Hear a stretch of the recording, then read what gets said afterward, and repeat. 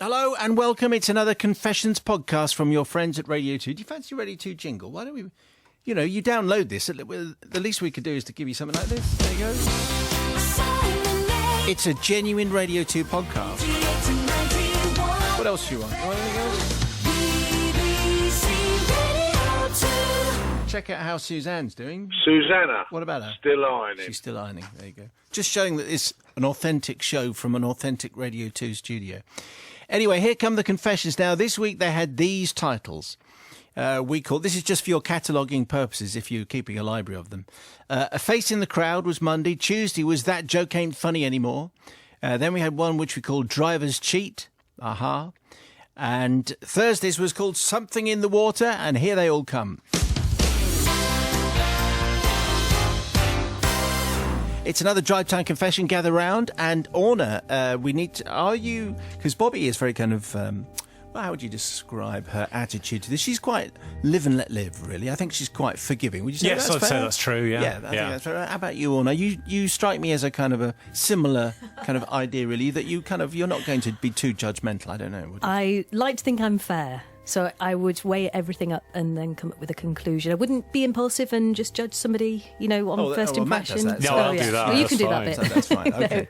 So tonight's confession comes from Ted. Ted, thank you very much indeed for tonight's tale. Father Simon and the Ministers of Munificent Magnanimity. Very good. Your interview with David Baddiel last week, where you were discussing age ratings of comedy shows, reminded me of a particularly awkward evening a few years back. My family had attended a wedding in Edinburgh the week before the Festival Fringe started, so we were particularly pleased to discover that many artists have preview shows where they polish and hone their wares prior to the big event. After perusing the programme, we started our tour of the shows, and upon leaving a very moving rendition of Bagpuss the Musical, sounds like the kind of thing we would send you to, Matt, actually. Yeah. I found myself queuing for tickets to see Sarah Pascoe's comedy turn. Ooh, yeah. Yeah? Yeah, very good, yeah. You're a bit of a comedy aficionado there. She's at very Edinburgh. good. You should see Sarah Pascoe. I found myself queuing up for these tickets. When I asked for 2 adult and 2 child tickets, the lady behind the counter warned me in her strong Edinburgh brogue. Hey, here it comes. That performance is restricted. Oh. I'm not even going to try, am I? You know really? That performance is restricted to over 15s on account of the young lady's racy material. Right. I said, trying not to catch the eye of my son, who we will call Harry, and who was just 4 months past his 13th birthday. Well, I thought sometimes we let him stay up after 9 o'clock to watch some of that post-watershed material. What harm could possibly happen? I had forgotten that comedy club humour is, shall we say, less constrained by social niceties. But even so, I thought I can talk to him afterwards. If there's anything that requires a debrief, we're going to be fine. That was how I comforted my conscience. And anyway, there was no way that my enjoyment of this bawdy humour with my family could possibly have any negative consequences. So, tickets in hand, we marched off to the venue. Now, something I've noticed in retrospect, that children can put on the air of being grown up when they're on familiar territory, but they revert to childishness when placed in an unfamiliar circumstance. And so it was that on entering the hallowed surroundings of a comedy venue, breathing in the heady musk of a hardened comedy club audience, that Harry began to look way more youthful in his childlike excitement, but I didn't really notice this at the time. Still, conscious of the ticket seller's warning, I did take care not to sit too close to the front, and I went to one side, about the middle of the room, which I soon noticed was actually not very large, maybe 50 or 60 tops. No problem, we're sitting back from the front and to one side, we're out of the way, nothing can possibly go wrong to spoil my enjoyment. Would you say that that's a fair absolutely going to be assessment? what's going to happen now, yeah. As the time for the show came near, it became apparent that this was not going to be a packed performance. It was a preview, because that's what happens, and the audience had about 20 or so. So we felt a little bit more obvious. Still, this wouldn't be a problem because it was in the dark. A screen descended from the roof, centre stage, for the slideshow that I now realised would be a part of the performance, and the lights were dimmed. I looked across to see the excitement in my children's faces and noticed that while the lighting was indeed reduced, there were small spotlights on the audience, picking out some seats more than others, possibly for the parts where Sarah was going to point comments at various members of the audience, and as it turned out, of course, Harry was sitting in one of these seats. I should mention here that Harry has a large mop of very curly blonde hair, and the lighting made him look particularly angelic. Then the tannoy announced the arrival of the talent that was Miss Pascoe, and she appeared not in the centre of the stage, but to one side, the side that we were sitting. I also noticed that the seats were rising up on a slope, and that meant that we were pretty much at eye level with Sarah Pascoe. As she came out of the wings to give the first ever performance of her new show, she looked up right into the shining angelic face of Harry, my son, aged 13 and a little bit, tiny little bit. The look that crossed her face I have seen before, in the face of a rabbit illuminated by the beam of my headlights before I knock it down, not really. And I knew instantly that Harry was not the audience member that she had in mind when she had typed out this particular material. After an endless moment's pause, she took a deep breath and launched into her material anyway. The show centred very much on, shall we say, her nocturnal behaviour, with many slides illustrating some of these dreams, desires and other such related things. It was always clear to me when a particular juicy slide was about to appear, as there would be an anxious glance up to where Harry was sitting as Sarah pressed the button on her remote control. In this way, the show made its excruciating progress. Shifty look at Harry, a joke about some kind of under-duvet etiquette, and me trying to work out how much I should laugh or could laugh, but wanting to empathise with Sarah all the way through. At last, after the hour-long performance, Sarah bolted for the safety of the backstage area, and the lights came up to fully show the beaming faces of my offspring. Harry appeared to have a temporary pass to adulthood and was very happy about it. To this day, he shows no outward sign of damage, but I'm not sure how well Sarah Pascoe survived. So, Father Simon, I need to seek forgiveness, obviously, from Sarah Pascoe. Before I wrote this confession, I had to look at the reviews for the show, and a lot of them were really good. But a couple of standout reviews were kind of fewer, really. I couldn't find too many of those, and I'm just wondering if those reviewers were present on the evening that she found herself face-to-face with a very young and innocent-looking Harry delivering a highly personal and revealing, if funny, comedy set. Only your forgiveness can ease my soul, but I do feel as though I might have damaged Sarah Pascoe in the process. Well, I mean, there's a moral there, and that is if the woman who sells you a ticket says it's not for minors, it's probably not for minors. But anyway, we'll find out what forgiving and balanced Orna thinks of it first of all. So are we forgiving him? Yeah, do you forgive Ted for taking Harry to the show in the first place? You see, hindsight's a very good thing, isn't it? Yeah. He didn't realise how bad the show was going to be. No. Well, no, the show was very good, but he didn't realise quite how rude it sorry, was going yes. to be. Yes. So, a risk. It could happen. It could have not been so risque. And so therefore, I would say I think we need to forgive him. You're going to forgive? I think so, yeah. Brother Matthew, what do you think? Well, there is always this thing. When you go to a comedy show, you may well go to it based on you've seen this person on the telly and they were very funny on the telly, therefore I'm going to go and see their show. What you don't realise is often, obviously, on telly you can't discuss certain things, and they tend to get those discussed in a comedy venue. I would say well done to Sarah Pascoe, number one, for still doing the show that she intended to do. Even though Harry was there. Even though he's there, because everyone else has paid for the original show that you were going to do. So good on her for persisting with this, despite this cherubic, angelic child in row Q. So I am going to not forgive, because you were told at the start, don't come in with the kids. Okay. And yet you took the kids in anyway. Okay, so not so forgiven. it's 1-1 in the studio. So Ted is saying, I'm not sure how well Sarah Pascoe survived. Let's find out. Hello, Sarah. Hello. My career is over. That was it. They've ruined it. I'm done. I could have been a contender. Do you remember at all I mean, I don't know what... Oh, I know the show, and also this happens a lot. So this isn't the only time this has happened. In Ted's defence, I was my second ever Edinburgh Comedy Festival. So that's about 7 or 8 years ago. It's a long time ago. I was very new at the time, and so it was not a great show. I will say that. So the 2-star reviews, that's my bad. That's nothing to do with it. That was a learning. You have to learn your craft. Okay, so 2 stars, on we go. But it happens all the time that I have my shows, they say 16 and above, because the content is adult, and it's properly adult, as in adults will understand it because of their experience. audiences, and parents say, oh, no, it's okay, we let our kids stay up till 10 p.m. And then you think, it wasn't about you. I don't care what you say to your children. I don't want to talk to your children about these things. Like, I wouldn't barge into their secondary school and go, guys, listen up. Let me tell you about the world in my very empowering way. So that's my problem. The parents always think of themselves. Actually, it makes the audience around them feel uncomfortable as well. So it can change the shift in the room. So, yeah, Unforgiven. And how familiar, and when you look out, can you always, if there is an angelic 10-year-old? Yeah, of course. And then you have to mention it, and they usually do sit at the front. They'll be like, oh, but we were the second row, we didn't think you'd see us. Like, there's a child in here. Everyone saw you. Front of house usually rushes back and goes, we're so sorry, we did say, but they were like, they're 11 and 12, they've heard everything by now. And you're just like, oh no. All right. Yeah, it's really annoying. So did you say not forgiven? Yeah, not forgiven. Like, 100%. Ted's my enemy. All right, okay. Sarah, thanks very much indeed for talking to us. So tonight, and we welcome Jules back to our sister Jules into our confessional. I think you're a pretty forgiving kind of person. Usually, yes. Yes. Let me think. Yeah, I think we're going to see the harsh side of Matt. We're going to see the gentle side of you.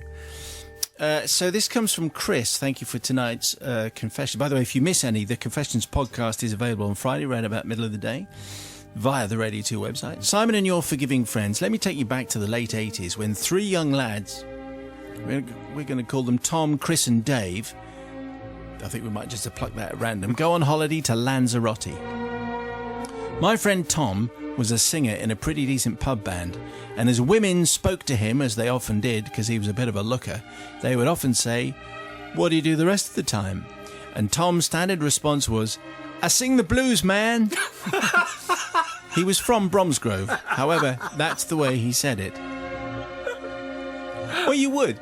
Yeah. You're in a good band, you've got all the women coming out to talk to you, you're going to carry on with that American thing.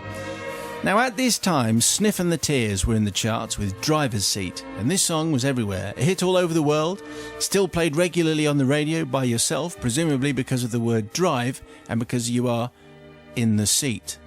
Well, that's making us sound very simple-minded.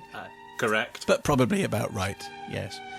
Anyway, we were all singing this song, so Tom thought it would be a good idea to pretend that we were Sniff and the Tears. Him being Sniff, and me and Dave being the Tears. We weren't quite sure how many tears there were. Do you have a picture of Sniff and the Tears? When I say Sniff and the Tears, do you imagine quite how many there are, Jules? Do you imagine? About 5. About 5, I think you're about right. I think there are about 5 tears. Now, this is before the internet, of course, so no one had a really clue what they looked like, including us. We also didn't know where they were from, or what accents they used, or indeed how many there were. So I know now, because I looked it up, that it was a guy called Paul Roberts and assorted band members who were all English. However, back then, we decided to play it like they were all from Los Angeles. Why are you frowning, Matt? Okay, you're just creating work, but go on. Yes. Well, I guess you could say, no, they're from Bromsgrove, but that would make it slightly less romantic. Yes. Correct. No offence. Yeah, absolutely right. To Bromsgrovians. Word got around, mainly by us because we were talking about it, that Sniff and the Tears were on some kind of promo tour. So obviously we were asked to perform at the bars in our holiday complex. Tom agreed. Thinking on his feet, though, he said we'd obviously have to mime because we didn't have any equipment with us. This seemed perfectly acceptable to everybody. So the night came, and for 5 minutes in various bars, we were Sniff and the Tears. I was on drums, Dave was on guitar, and Tom obviously singing. And we were pretty good. We'd learnt the words and everything. And come what may, gonna dance the day away, driver's seat, driver's seat. Do you remember the chorus? That's the way it goes. And then we all join in and we all mimed, Jenny was sweet, there is no elite, pick up your feet, this is rubbish, isn't it? Pick up your feet, you're gonna dance the day away, driver's seat, yeah, which is followed by driver's seat. Yeah. Yeah, no, we all remember it. Yeah. That's amazing. We went down a storm, Father Simon. The ladies loved us. I mean, really, they did. We signed 3 copies of the Fickle Heart album. We were treated like royalty for the rest of the holiday, and we were even offered a tour of the working men's clubs of the northeast of England. We had to refuse due to other commitments. Those other commitments being our day jobs, which didn't include rock stardom. So obviously, therefore, forgiveness from Sniff and the Tears, although I'm sure we were partly to blame for their lack of further UK hits, because that was kind of it. But mainly we seek forgiveness from the other holidaymakers who to this day, when the song comes on the radio, will say, I saw Sniff and the Tears play once in Lanzarote. They were pretty good too, although one of the guys did sound as though he's from Bromsgrove. Just for the record, Tom still sings The Blues Man, while the other two of us drifted into post-fame obscurity, as happens often to one-hit wonders. Well, it's a cautionary tale, which is quite good. I like, we pretended to be someone famous stories, and it was so much easier before the internet, before you could just look them up and say, no, I've just looked them up. There are 17 members of Sniff and the Tears, and you don't look like Sniff at all. Okay, Sister Jules, how are we finding you here? Well, they were young, they had chutzpah. It's all about the big dream, isn't it? You've got to seize the day and take that chance. And I think, above all, they were good. So they didn't disappoint, did they?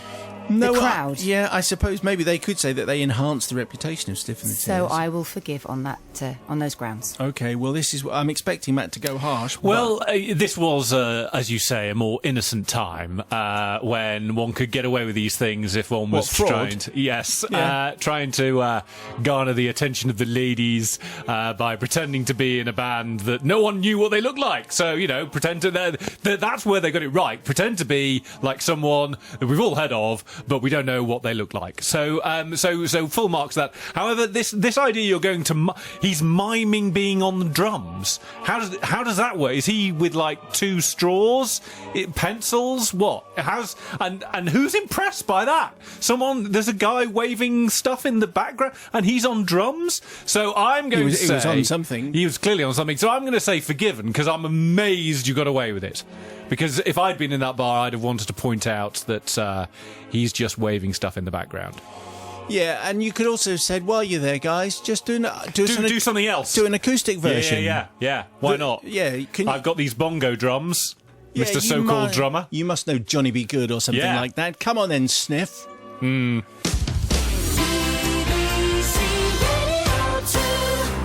here comes tonight's confession, which comes from Jez. Thanks, Jez. Simon, the 70s, as you might remember, were exciting times for a youthful teenager. An interesting mixture of outlandish music, outlandish clothes, and games so awful that they were never to reappear again in subsequent decades. Clackers, anyone? Oh, I had clackers. The only problem with clackers was they could break your wrist, and that's why they were banned from school. They were bouncing plastic balls on strings, Matt, and you bounced them up and down. Okay, I've seen them. I didn't know they were called clackers. They were called clackers. Right. And then, but they just got progressively more and more banned as people used to hurt each other with them. So on that basis, no one really liked them very much. Anyway, it's 1976. I'm 13 years old and living in the Nottingham suburbs. The middle son of with two sisters and hard-working parents, did everything possible to provide their kids with a comfortable home and lifestyle. All was well. My dad owned his own business and he'd built it up from scratch. We were avid Notts County season ticket holders, and we really did have everything we wanted. There you go. Yeah, almost. Of course, all this hard work for my parents took its toll, so every Saturday evening they would leave us with babysitters and disappear for an evening away from the kids to Nottingham's answer of Las Vegas, which is a venue called the Heart of the Midlands. Oh yes, this venue, with its round communal tables, inclusive chicken in a basket meal and vinyl chairs, was played by all the great stars of the day: Leslie Crowther, the Crankies and Val Doonican, to name but three. What an era this was for show business in Nottingham. I was never a great fan of being left at home with the young couple who were our babysitters on these Saturday nights, who had us upstairs in bed almost as soon as Sail of the Century had finished, so that they could raid the fridge and then snuggle.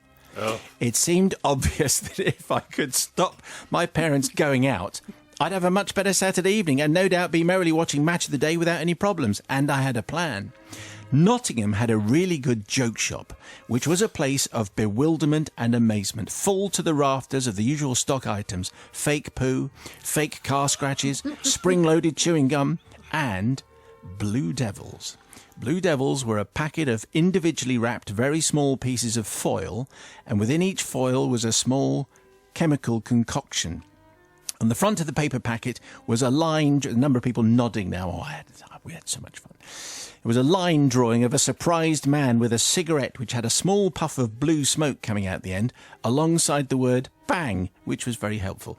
Yes, you basically shoved one of the tiny foil packages into the end of the cigarette, and when lit, the resultant blue flash and bang would be amusing to those close by. In my youthful imagination, I could think of no better way of getting my parents banned from the heart of the Midlands than if they annoyed other people who wanted to watch a show. Excellent. What a plan it was. So the plan was easy to do. My dad only ever smoked cigarettes when drinking beer. So late Saturday afternoon, I found his packet of ciggies in my mum's handbag and proceeded to extract one filtered cigarette, pushing the small silver explosive into the end so that the tobacco completely covered it. It was at this point that things started to go awry. Oh, really? I realised that with very little effort, I could actually fit in all 6 Blue Devils into the cigarette end without them being detectable. Into one cigarette? Into one cigarette. Oh, my goodness. So that's what I did. I snickered as I thought of the big blue flame emerging from my dad's cigarette like a particularly colourful and annoying genie, temporarily frightening anyone within a few yards radius. So anyway, Saturday night came and went. I got up on Sunday morning and the smell of bacon and eggs was around and I trotted down to breakfast. Somewhat surprisingly, I was the only one at the table and my mum looked at me scornfully while throwing a plate of breakfast in my general direction. Where's Dad? I asked. He's talking to your sisters upstairs. He's very, very angry. Why? Because during the concert last night, my mother explained patiently, Matt Monro was providing some in-between song dialogue about his childhood, and it was very interesting in the silent and very dark room. And then it wasn't.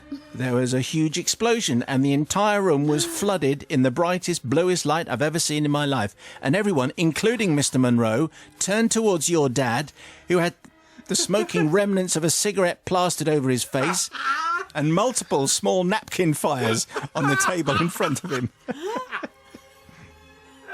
Your dad was very shocked. His face was blackened and his eyebrows were smoking. He had to stand up and apologise while simultaneously dousing the fires in front of him, which included his scampi and chips basket meal, thus inventing the twice-cooked chip before it became fashionable. After several minutes, Matt Monro continued his concert and your father disappeared humiliated to the toilets. I pretended to be with the couple next to me. But your dad never came back, and I eventually found him outside. He refused to come back in. We then came home in total silence. So why is he talking to Julie and Lisa? I asked innocently. Well, he found some stink bombs in their bedroom this morning from the joke shop and he's basically reading the riot act to them. Blimey, I said, and Julie started my breakfast while secretly sniggering at the mental picture of my dad, pint in hand, blackened face and smouldering eyebrows, with what was once a cigarette splayed across his face, just like in those Tom and Jerry cartoons. It was a mental picture I carry to this day, although it's something we never mention at family gatherings, not ever.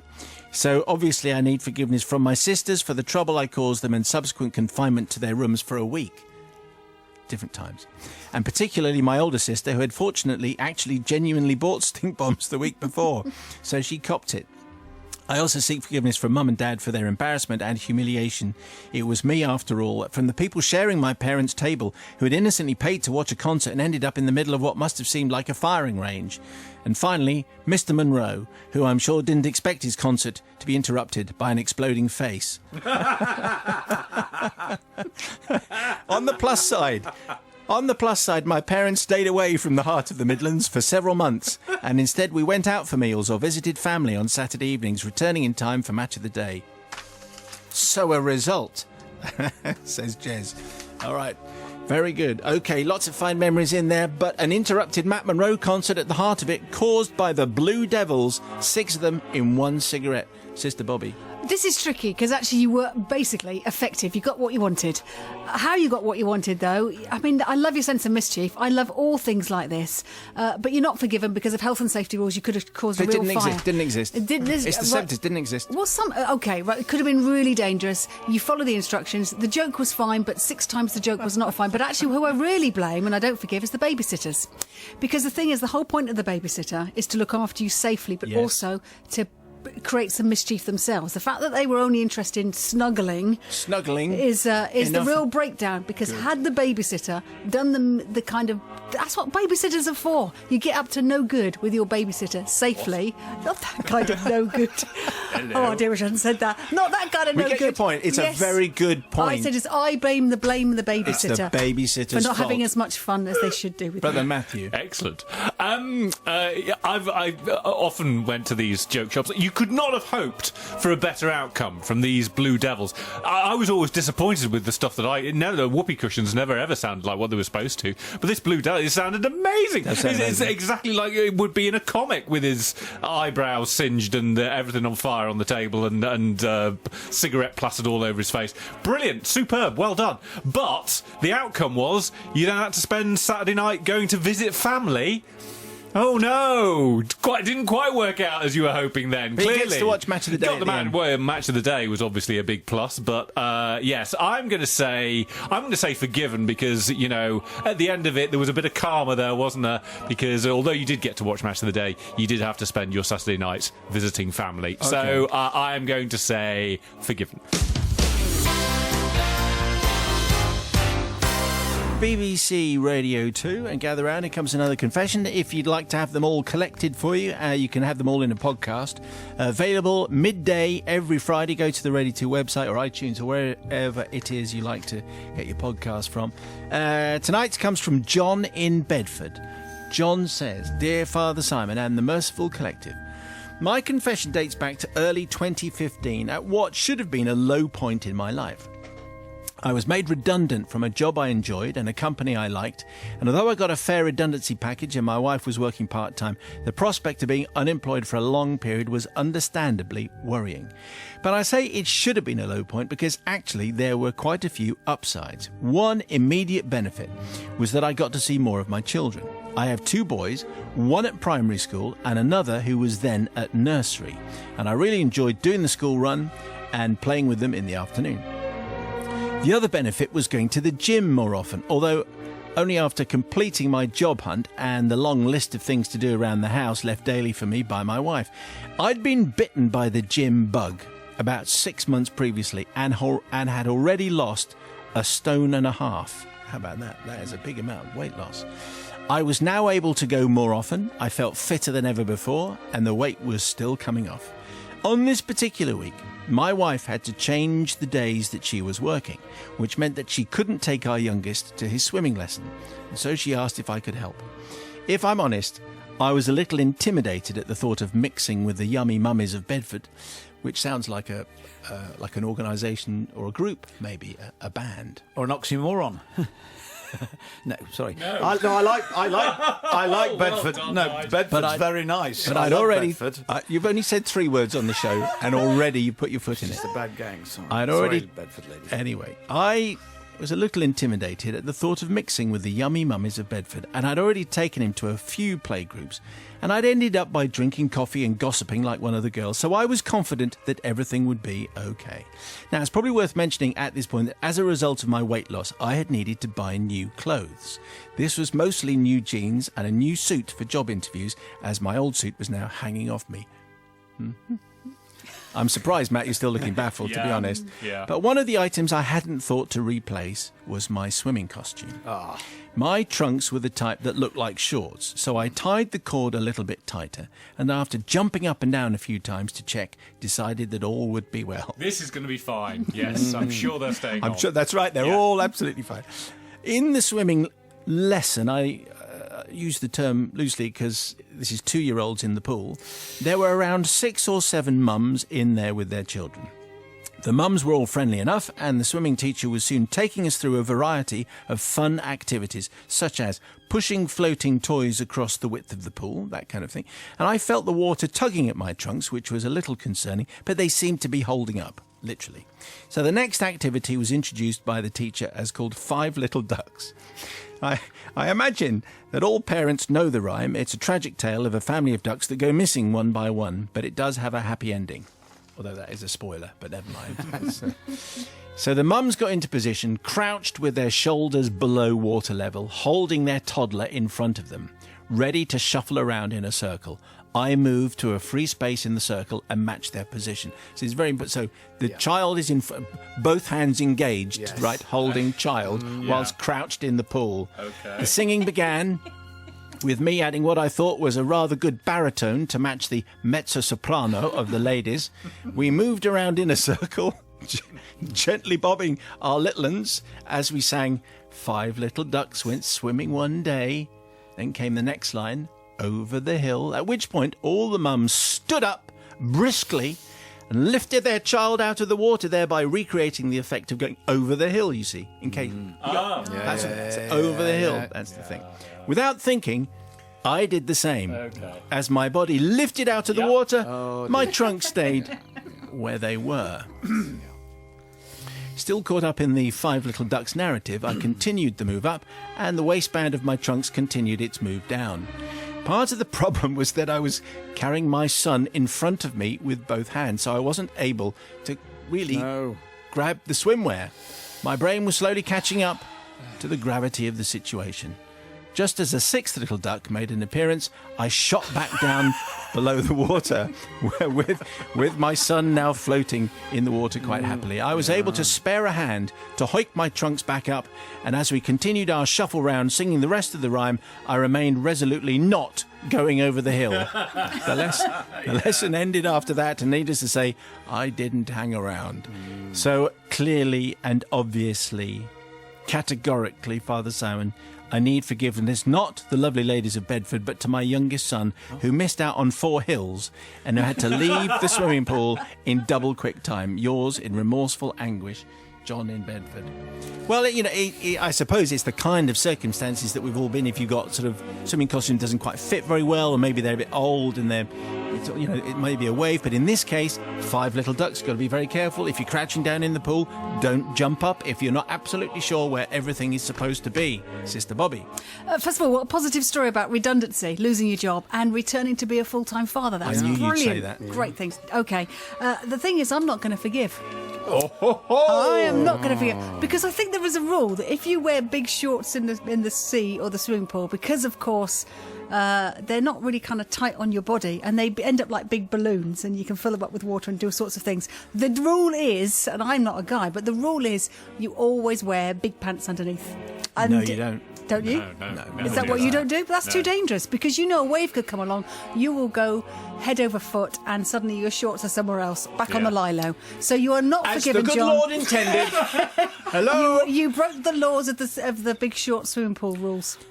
Only last... Did you say you don't forgive? Oh. No, not forgiven. No. Only last weekend, I was with my 14-year-old son. It's swimming in the sea. Yes. And I said to him, "You've got your pants on under your swimmers' shorts." He said, "Yeah." I said, Why? "That's not right." He said, "Dad, it's fashion."